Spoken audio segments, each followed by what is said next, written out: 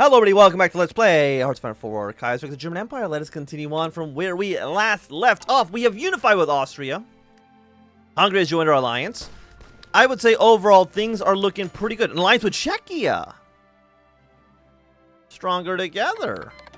Well, this is a solid Reichspakt. I'm very happy with where we're at right now. Oh no, not the Liberians. They've joined up with the French. Delegation for the British. Wait, what is this? The Duke of Saxe-Gotha receives British descent. Last weekend, particular events took place. I'm going to zoom out a little bit so it's a little quieter. Last weekend, particular events took place in Friedenstein Palace in Gotha, the winter residence of the Duke Karl Edward of Saxe-Gotha and Gotha. At the Grand Gala of the Anglo-German Friendship, to do welcome many representatives from the former British Empire, as well as the important functionaries of the British Emirate circles, including the infamous Committee for the Restoration of Great Britain. It is no wonder that Karl Edward, the grandson of Queen Victoria, whose English titles were revoked in 1917 under the Titles Deprivation Act, seeks closer ties to such controversial dissident organizations. Germany has long gained a reputation in English emigre circles as the last bulwark against socialism, and the formerly shunned Duke is now praised by his ex-enemies as a brilliant example of Anglo-German ties. This circumstance is underpinned by all the more by Karl Edward's personal ideology, demonstrably reactionary and authoritarian. He is anything but a friend of the post-March Constitution era's parliamentarian order, something that has found favor with the CRBB, an elitist group consisting primarily of exiled British businessmen and nobles. Apart from his British guests, numerous local German dignitaries also appeared at the gala, such as business tycoons and representatives from the duchy's national conservative state government. Thuringia has also been a hotbed of right-wing thought for several years, and Gotha in particular has been a seat of the government with the DVLP participating in elections since the early 1930s. The Fatherland Party maintains close ties to the far-right British dissent scene, and the Weimar-based DVLP-aligned publisher, the Walter Bachmeister, translated and circulated many dissident literary works. As long as such meetings take place behind closed doors and are not associated with our government, they principally do not pose a problem. Nevertheless, in times of rising global tensions, caution is advised. A bit more apolitical professionalism would suit the Gotha Duke quite well. Well, I mean, I would love to have some friends with the British far right. I mean, that seems useful to me. Okay. Now that Austria has been integrated into the German Empire, the parties of the former Habsburg Empire has been absorbed into the German party system, some winning considerably, others losing out. The integration of the SDAP and the SPD went without any issues. The two parties were already a close working relationship for decades, as well as intellectual sharing. After all, both Karl Kutsky and Rudolf Hindenburg, who were massively important to the intellectual development of the SPD, came from Austria. Similarly, the CSP began negotiation with Zentrum on unification, but they faced several key issues. Prolonged negotiation of Austria's integration with the Empire, which raised concern about the loss of Austrian identity with Germany, as well as the CSP's more conservative outlook, meant that the merger was incomplete. Much just like the Bavarian People's Party and the Luxembourger people to the right, the CSP became an autonomous party within part of Zentrum. It retained its leadership and freedom of action within Austria, but under the Reichstag members, once they were elected, will caucus with Zentrum.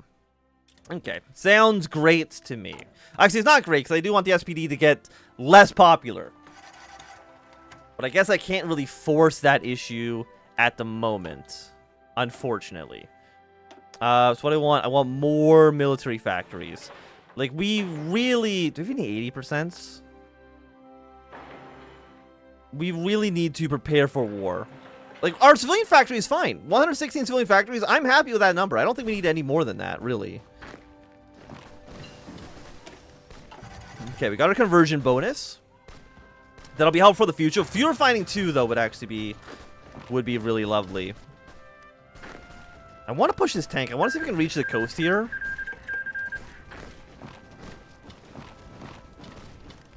Because I do not like this tank here. By the way, what's going on in America? CSA is doing pretty gosh dang well, which is not what I like to see. Okay, yeah, you guys push in where you can. I don't want Argentina to die, but I do understand that I might not be able to avoid that. Also, I don't think I've actually looked at a Navy once this campaign. Okay, let's see if we can get our Navy together. Is there just like a select all naval units? I don't think so. Bring the entire fleet right now to Williamshaven. And we can also say, how much fuel does that take? Maximum consumption of 23,000. I mean, that is quite a lot. I don't think I can deny that. You're 1940. Heavy machine gun. You're still technically slightly ahead of time. Range improvements. Let's go for cannons 1. I know, again, I know it's out of time. Not unlock new equipment. I guess we don't get any bonuses. Okay, so it doesn't matter which one we want to take. Completed traits will not apply. Sure, we'll take this one. Seems okay for now. And you are for our light tanks. I mean, reliability is always nice. Yeah, so let's go a little bit more reliability on our tanks. And we should, because we're making basic at the moment, we have now the improved light tank.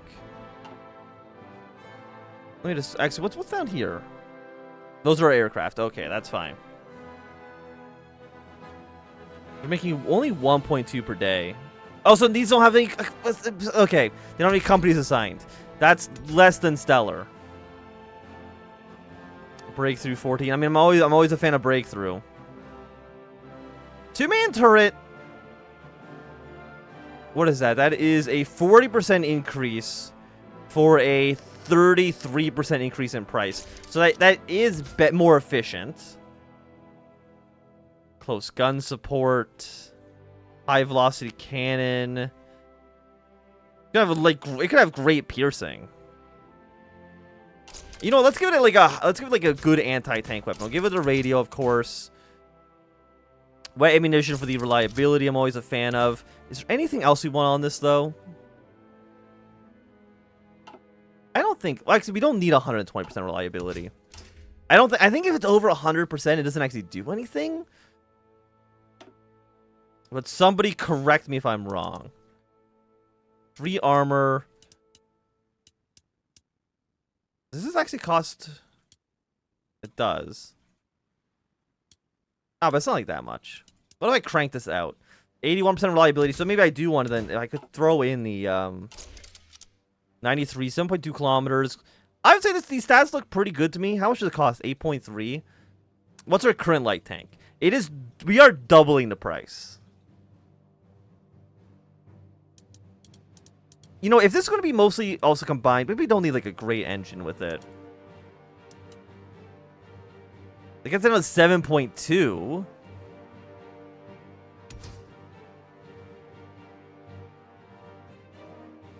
You know what? I think this is fine. Let's replace our basic light tank with you. We do have a 3% reduction in cost. Less armor, less defense, more reliability. But the reliability is already really nice on it. So you know what? Fast tank designer. There we go. And also, we want to make sure you all have actual companies. I don't know why you don't have companies right now. Soft attack. Funds. Industrial capacity. So let's take Mauser on the rifles. We'll take the only artillery for you. We'll take the only support equipment for you.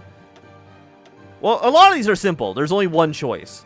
For our medium tank, I think the 5% output. I think that sounds great for us. Okay, this all looks good.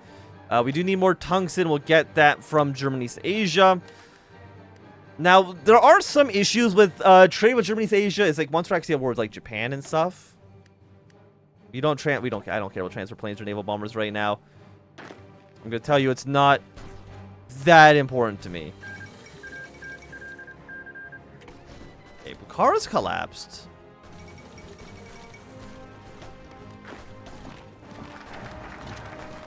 Second naval battle. Okay, so we've bypassed you. Well, I say that's good. Four military factories I would like to have. So, you know, let's get those 4 military factories. Those get like a nice industrial research bonus as well. I'm always happy with a nice industrial research bonus. Argentina, how are you guys doing?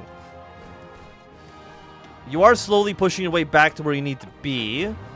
And for that, I'm happy. 98. See if you get maybe like an encirclement on these divisions. And we'll throw you in a purple army. All that looks good. Now, is there any other wars going on in the world that I need to get myself involved in? The American Civil War, Macedonia, we don't care about. India, we don't really care about. Like, I understand the argument maybe about sending troops to the United States. Send 5 troops to Huey Long. Well, the question is, who's more likely to win, Huey Long or... The thing, I mean, they're all losing to the CSA. The CSA is just outperforming every other faction.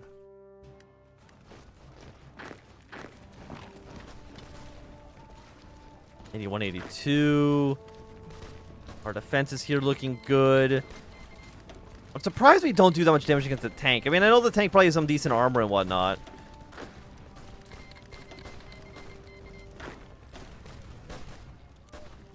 But I thought we'd just maybe do a little bit better. Because it's just one tank. Okay, Yugoslavia has... Well, actually... Wait a second. I was worried. I think I said this either end of last episode or beginning of this one. I was worried about Austria and Romania joining up with the Belgrade Pact. Does that happen if they already own these territories? Like, why would Yugoslavia or Romania join Russia to go to war with us? They don't have anything to gain at this point. I think it is still something that we do need to keep in mind as a possibility. But I'm a little less worried than I used to be. That's just 17%.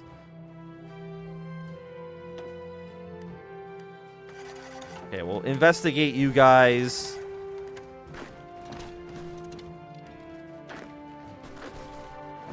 Have you in here for support. 80% is looking pretty good.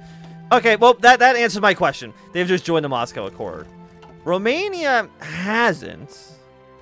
At least not yet.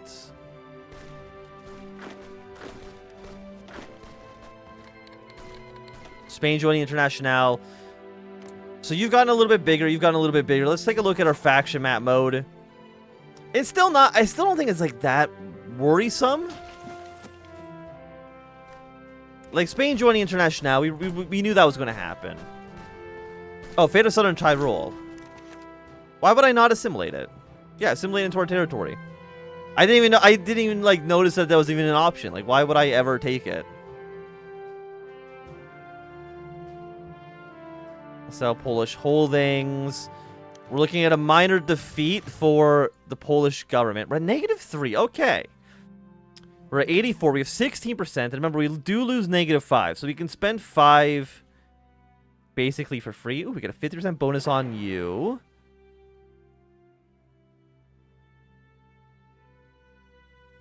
We get a 50% bonus on you. 500... Is 500? No, 500 is like 100 off. So we need to take you. And then 750. There we go. That'll get us with -2. I think we will fix Black Monday. I know that there were haters out there, and I think those haters were justified. But I think we'll get there. Okay, move you guys over 1. 75, 70. I mean, it's kind of going.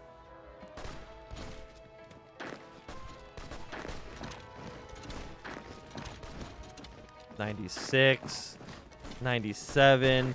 I want to make sure you're not moving into a province I don't want you to be moving into. Hades grant docking rights, but of course, as soon as I kick out the 1 infantry, another unit shows up with perfect stats. Come on now. You can't do that to me. Where's my tank, by the way? I want this tank to drive to all their victory condition points. But I'm guessing, do they actually need to get to 0% to actually capitulate? No, they get down to 5%. Which is a little bit more reasonable. If we can kill Patagonia's workers front, I can't imagine that Argentina is going to be a big threat. Now, you might also be wondering, like, why are we spending so much time focusing on Argentina? I don't really know. I'm just hoping that they join our faction. Well, I mean, if they went socialist and they joined the Internationale, it would probably still be fine, just by the virtue that they probably wouldn't be able to do too much against us. However, the AI, either the Entente or our allies, might try to send troops there, which is not what I want them to do. Also, we now need an army for southern to fight Yugoslavia.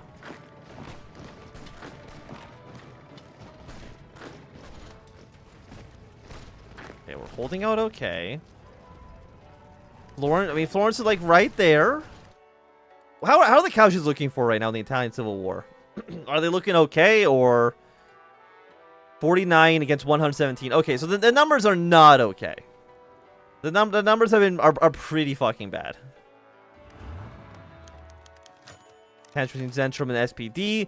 That is just great news for us. That's what I want them to do. Okay, so there's 4 more military factories. Where is the fucking tree? It's here. Okay. People get more funds. More naval dockyards. Ahead of time bonuses. We get 100 trains. I mean, that's kind of cool. Was there anything over... What about adopting the modernity? Tanks, army experience. Cheaper trucks for like a year? I think that could be useful for sure.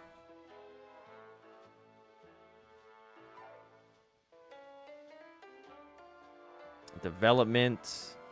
Oh, there's a lot of development here. Let's go for the new Prussian Imperial. This gives us a stability bonus. And we get more defense on core territory. I know I always kind of shit talk defense on core territories. I still think it's kind of bad. However, it's better than nothing. Okay, put more onto tanks here for a moment.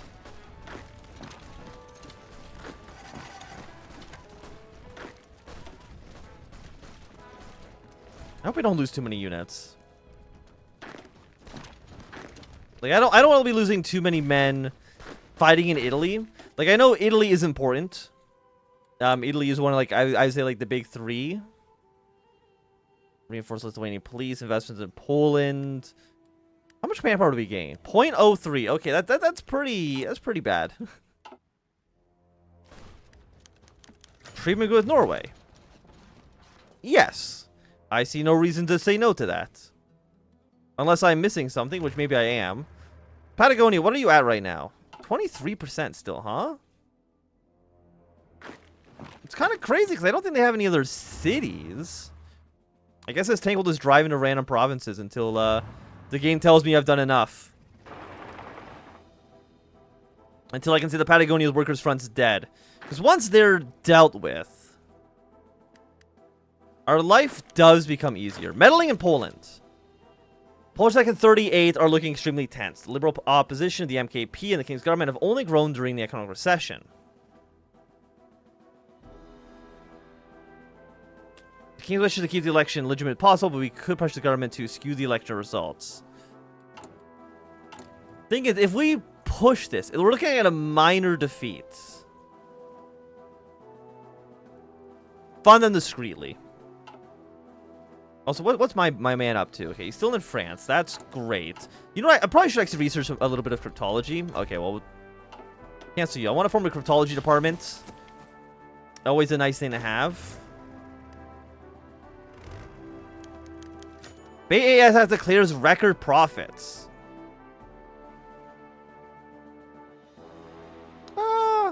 Give me the political power. I don't want to make Ukraine an enemy.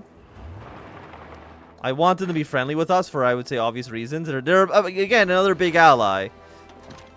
I kind of need their troops. There we go. Patagonia Worker Front has collapsed. There's actually a lot of commune troops just stuck here now, which is absolutely fantastic for us. Okay, I want you driving your way up the coast. What are you doing? We have more Chilean units. Maybe we can get encirclement here. I know our tanks don't drive very well in the mountains because they're mountains. Let's see what we can get done.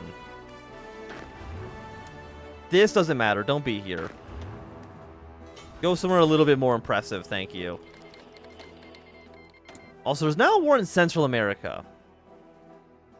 And again, I'm interested, wondering if I want to send troops there. Because Mexico, I mean, Mexico's national populist.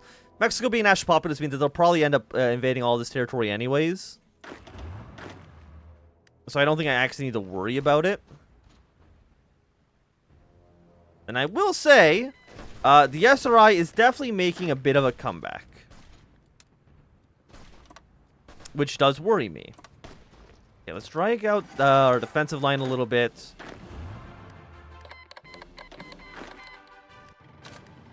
Keep all of these troops here.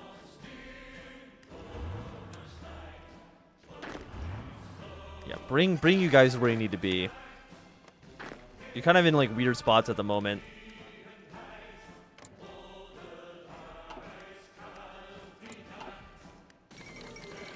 Okay, the war might be beginning in... Actually, or the war already start.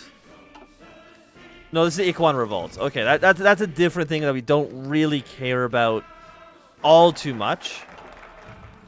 We're almost positive in stability though. I would consider that to be a nice little bonus. Second naval plan, operation of war. So this is for the air stuff. Let's go for a bonus for artillery here.